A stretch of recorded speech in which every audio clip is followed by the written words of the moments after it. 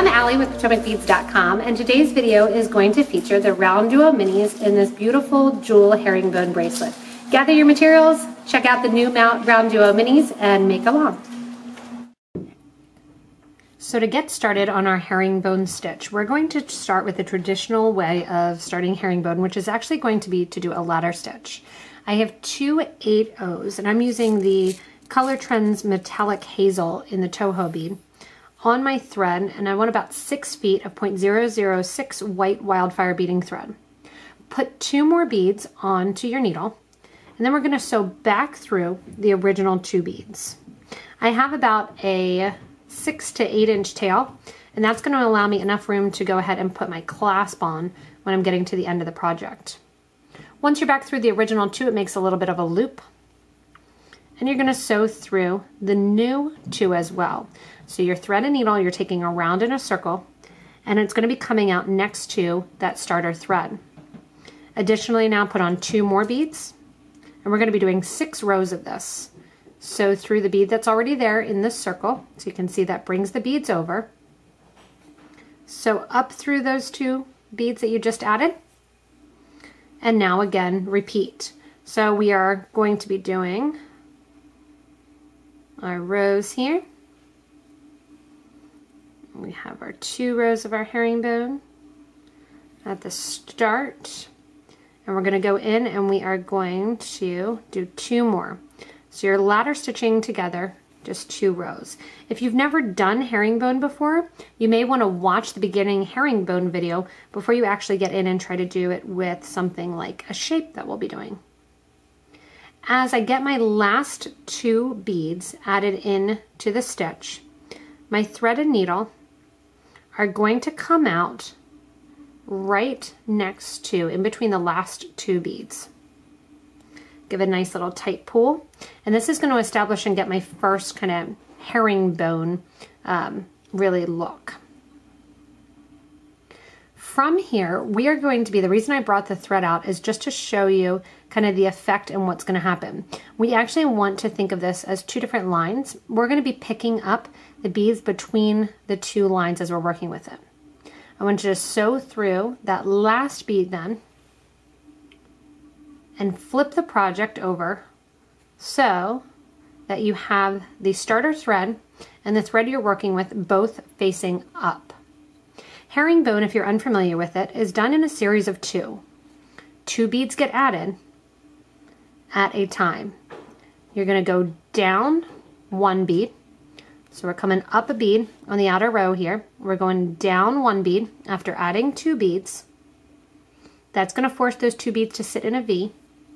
And then I want you to go up through the next bead. Again, remember, we're going to be between those first 2 bead sets. Again, add 2 beads on. So down through the next bead in line.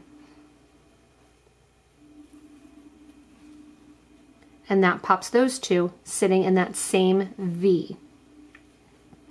Going up then a bead, we're going to go to the outer 2 rows, which are going to be next to the stop bead, and I want you to add 2 more 8s, and sew down through that first bead next to the starter thread. That's going to establish our first row of our herringbone. So you see now that you'll have 3 rows that are disjointed until you go in and add the next one. So we have 3 rows of 2 that are added. On the side of the project, generally speaking, when I'm working with it, I'm going to go ahead and be flipping it in my hand, working with it from right to left. I've got some 15s out here, and the 15s I'm going to use to decorate the middle as well as the outer edge. Flipping the project so the thread and needle is coming out the right hand side, so it's more comfortable for me to sew. I'm adding a 15 seed bead, and then I'm sewing up through the last 8 that I added. The 15 is just going to decorate the side so you don't see as much thread. Coming out that middle then of that first row, add 2 more seed beads, sew down the second row, or the second bead of that first row. Next, sew up the first bead of row 3, and then add 2 more beads in that row of 2, and sew down through the second bead in that herringbone row. Make sure your beads sit in that V section, and then we're going to sew up through the first bead in that third row, the third herringbone row that's been established. When you're coming out that third row, 2 more beads get added, and you're sewing down through the final bead along the side. Make sure those beads sit up, and then I'm going to flip it in my hand just so I can kind of see it and explain it better, because again, I like to sew towards the right. You can see what looks like a disjointed 3 rows of herringbone stitch. The previous row that looked disjointed is now added together and a little bit tighter together as you're seeing it. As you go in and add to the herringbone, the last row that you've done in your groups of 2, so I've got 3 groups of 2, those last groupings of 2 will look disjointed again until we add our next row. Go ahead and add a 15-0 seed bead, and then you're going to sew up through that last 8 that you just added on the previous row. From here, we have our 3 rows of herringbone, but we're going to actually start to basically skip the center row. And what we're going to do in the center is add some of our mini round duos.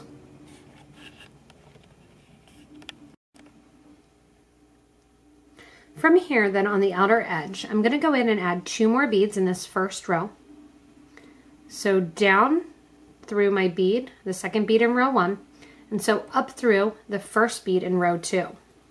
Just to kind of cap off that bead there so it's not hanging, that you can see the thread, I'm going to add one of my 15-0s and sew down through bead number 2 in row 2. Then I'm going to sew up through bead number 1 in row 3. And as I sew up bead number 1 in row 3, I'm going to add 2 more of my 8s. So down through bead number 2 in row 3 towards the outer edge. As I go towards that outer edge then, and make sure my beads are sitting properly, I'm going to flip the project in my hand, so that way now, again, my thread is on the right-hand side. To add in my next row, I want to add a 15 along the outer edge. And again, the 15, really all that it's doing is hiding the thread on the outside. It's just a little bit of extra decoration.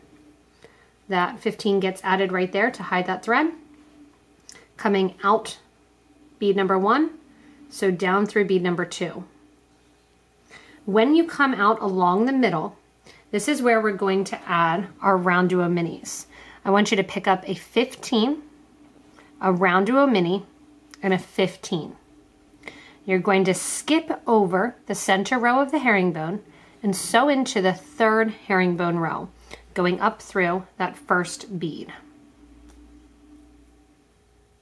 That's going to join that a little bit in the middle there and put that RounDuo Mini right there into my center row.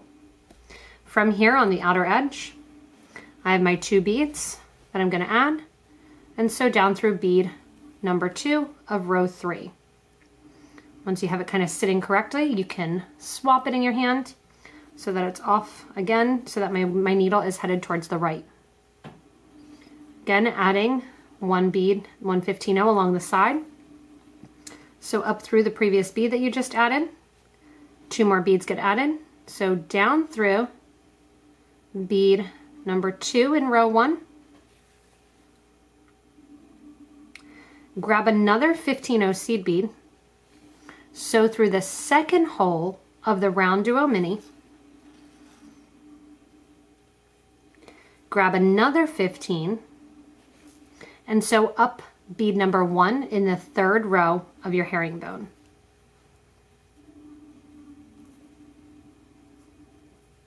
And that's going to have that RounDuo Mini then sit right in the little middle there. Coming up the first bead in row number 3, add 2 more beads and sew down through bead number 2 of row 3. Flipping it in my hand then, I'm going to turn it over. So that way, again, I'm establishing that I'm going to be sewing towards the right-hand side. Add a 15-0 when you're on the outer edge. Sew up through bead number 1. Add 2 beads. So down through bead 2. When you exit bead 2, it's time to add on another RounDuo Mini. So the RounDuo Minis are taking the place of our center row of our herringbone. As you go through the first hole of the RounDuo Mini, you want to make sure to pick up 15s on either side, and that's going to help to make up for some of that space differential. Add that in. Coming out the first bead of row number 3, add 2 beads, down the second row, or second bead of row 2. Flipping the project in my hand, I'm going to add a 15, and then sew up through that last bead that was added. As I go through, I'll do one more time with you here. Add 2 beads, sew down through bead number 2. So you're always coming up bead 1, sewing down bead 2. Add a 15, catch onto the second hole of that RounDuo Mini, and add a 15 and sew up through bead number 1.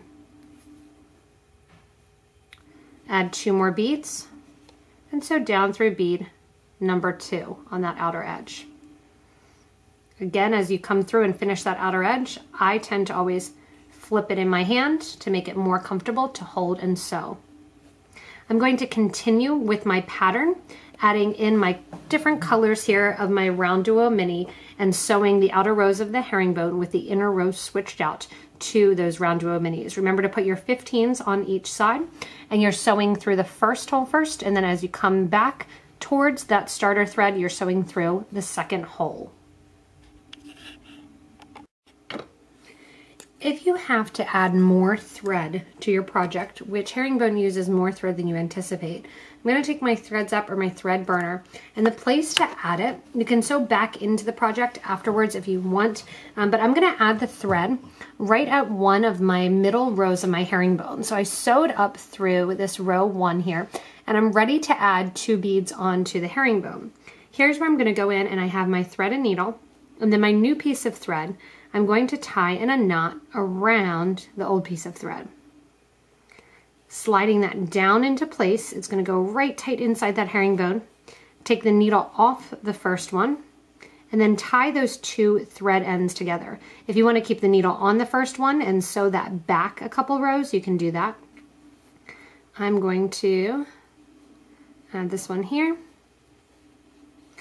And then after I do a series of knots, especially with these Toho, they have pretty big holes, so your knot will get actually covered up really, really easily. Go in and take your thread zap then and your thread burner, burn down the thread, but I leave a little bit of space with the thread, because if anything happens or I need to know my connector, or if you want to go in and actually glue off that area, I know exactly where it is. So I generally do not do a final burning until the very end of the project. You'll then put your needle and thread, or your needle back on your new piece of thread, and continue on as you go. The advantage that you have with working with the RounDuo Minis is you get this nice Xing effect, and the spacing is pretty perfect for the 8/0s going along with the RounDuo Minis. It's easy to keep track of where you are because there's 2 holes that you're not sure if you've gone through before or how many C beads you have. It really helps to simplify working with these 2-hole beads. Once you have the appropriate number of your RounDuo Minis, and to let you know I have about 25, I left a little bit of space because I have still to do the ending, which I want to make the end look exactly like the beginning. So the end appears, even though it's the ladder stitch and then 2 rows of herringbone, basically as 4 rows of herringbone. So as I finish and after I add in the last one, I'm going to add those 4 rows of herringbone. I already have my 2 rows here on this side, and then I'm going to get ready and add 2 more beads here. And as I'm coming out the middle of those 2 rows so that it mimics the other side, what I'm actually going to do between the 2 8/0s that I add, I'm going to add a 15/0. So I have on a 15 and then the 2 ones there. That way it mimics that other side where we put the 15 on as just kind of the one in the middle to hide some of that thread as we linked from one side to the other. Pouring out a couple more 15s then, I'm gonna continue with the herringbone stitch and add that row.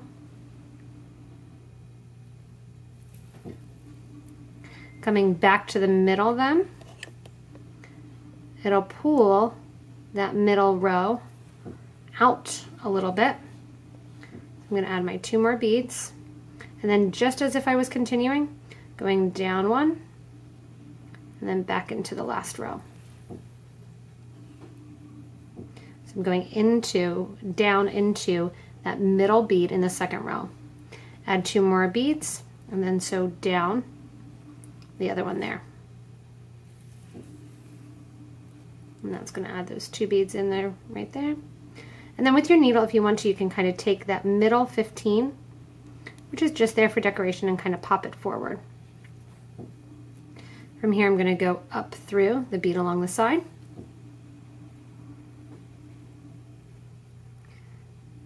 And then get ready to add 2 beads here.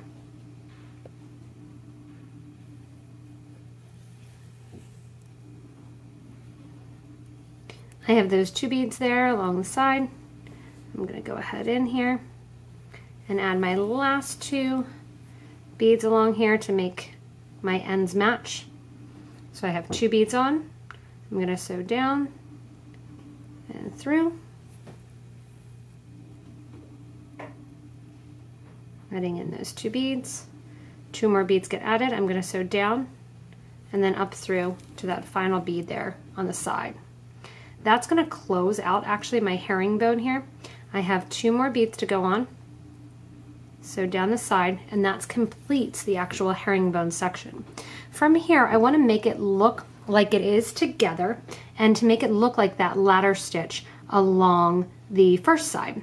So to do so, we're actually going to mimic the ladder stitch from the first side. I'm going to add a 15, sew back through just like if I was progressing, and then we're going to sew through 2 beads of that down row of herringbone. From here, I'm going to sew up through 2 beads, and you could do 1. I'm doing 2 since I started with 2. And then I'm going to do that ladder stitch going back to the 2 beads my thread was coming out of.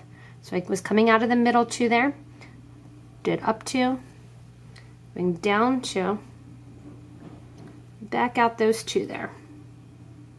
That's going to link those on together and then continue on with that ladder. So back through the next 2 in the row, and then up through that row 3. Down row 4, up row 5. This is again going to make the ends mimic one another.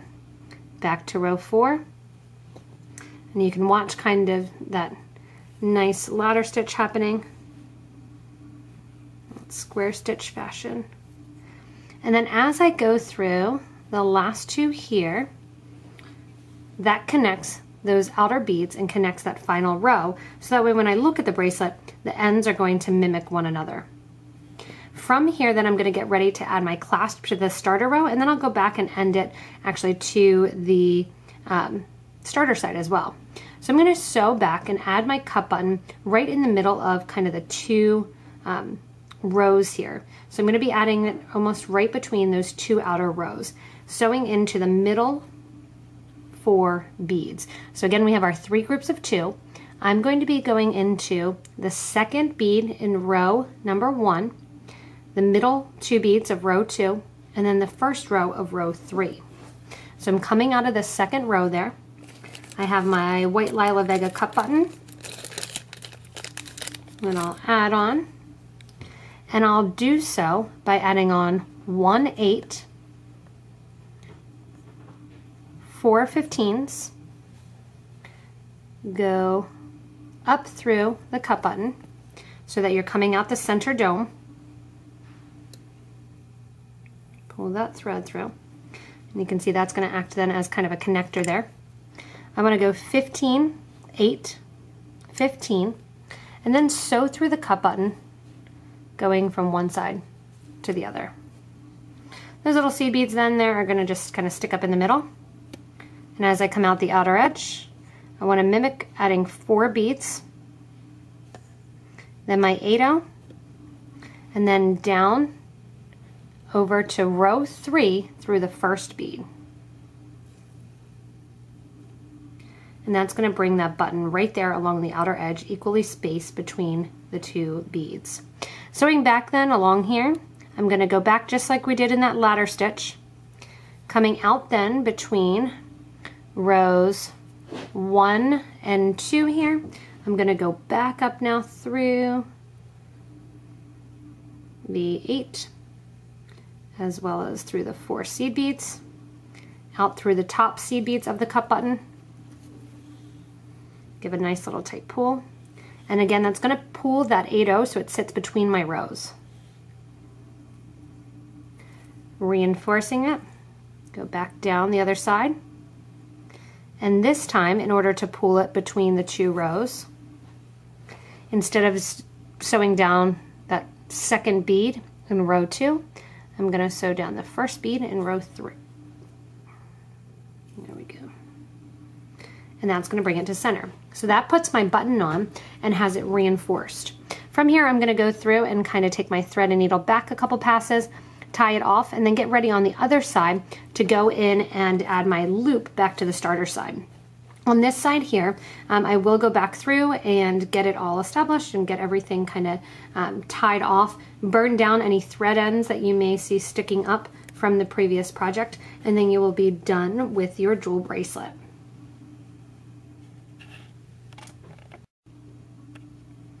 On the other side here, I'm gonna go and put my thread or my needle back on my thread. So up through row 2. And just like we did on the other side, I'm going to add an 8. Then I'm gonna add 3 of my 15s and I'm gonna add another 8. After that, I'm gonna add a series of 15, about 33 to 35 total. And this is gonna create the loop for the cup button to sit inside of. If you want to and you like a bigger loop, you can also add it in the 8-0 seed beads, that's up to you. Or if you prefer an 11-0 look, you can grab some 11-0 seed beads and do it with those. If you would have a wire guard or a wire connector, this is the method that I would use in order to connect it. After adding the 8-0 seed bead here and the second 8-0 seed bead, you'll add the wire guard or the wire protector onto the thread and needle. After adding the wire guard or the wire protector, just like I'm going to do now, you're going to come back through that second 8-0 that you added. That's going to pull that loop in. Add 3 more of your 15s. Add 1 more 8.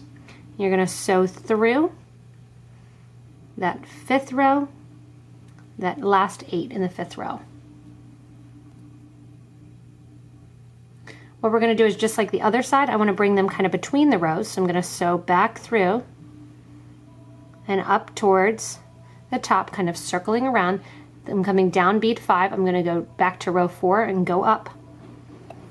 Go up through the beads that I just added.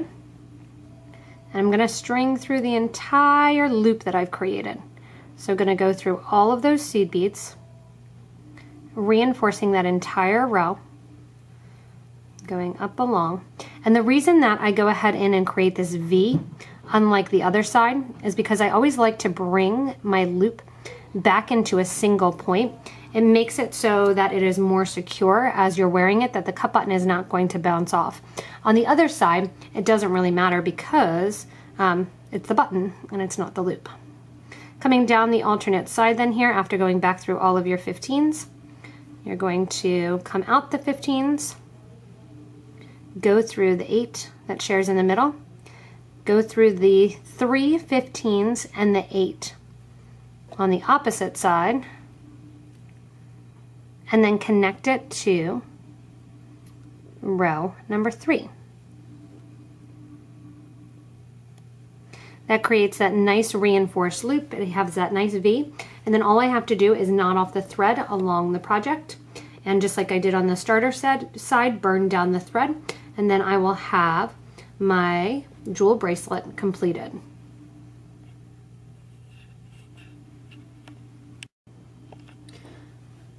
Once you're done the jewel bracelet, then you can think about all kinds of different ways to kind of include different things in and have those round duos right positioned in the middle. You could also do this with multiple sizes of seed beads, and it would just change the positioning a little bit and what you would need to add or subtract with each row. Another idea, if you do want to space out the RounDuo Minis more, is to add a row of the herringbone in between each of the beads. So instead of adding a new bead, you would add 2 beads of your actual 8/0 seed beads. That would make it more of a box style. An additional feature you could do is come back down each side, linking in the 15 O's together with 4 more 15 O's, just running down one side and then the other side as well. There's so many options when working with herringbone, and these RounDuo Minis really do give you a great alternative to getting that X look and working really beautifully with these 8/0 seed beads. If you need any of the materials, again, I did use 3 different colors of my RounDuo Minis, and I used about 25 of them. I used the pastel Bordeaux, the metallic violet, and the metallic aqua in the mix to get those nice jewel tones. My 8/0 seed bead, which I used about 7 grams of, is the Toho Color Trends Metallic Hazel. And then the 15/0 was a Miyuki Galvanized Gold, Duracoat Galvanized Gold. The clasp I used was the cup button in the Lila Vega luster, which matched really, really pretty with my purples in the jewel bracelet as well. As always, if you like the videos, you can give it a little thumbs up. Let me know exactly what you plan to make with it, and comments below. That really helps me to navigate exactly what you want to see as a viewer and give you more videos in the style that you prefer. Also, if you want to, you can subscribe to this YouTube channel, and that gets us, gives you regular updates when we have new products like the RounDuo Minis, new videos like this jewel bracelet, and new design ideas. As always, you can shop with us at PotomacBeads.com and PotomacBeads.eu, and check out the links below the video in the video description to order online and link to the different products that I used in the bracelet.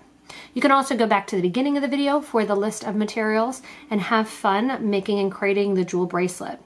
Keep in mind, you can also interact with us a little bit more and engage in our community by joining our Facebook group for beading and jewelry making. Show what you make there, get design ideas, and get really inspired by an amazing, amazing community of jewelry artists and beaders. Thank you so much for watching, and have fun working with our new RounDuo Minis.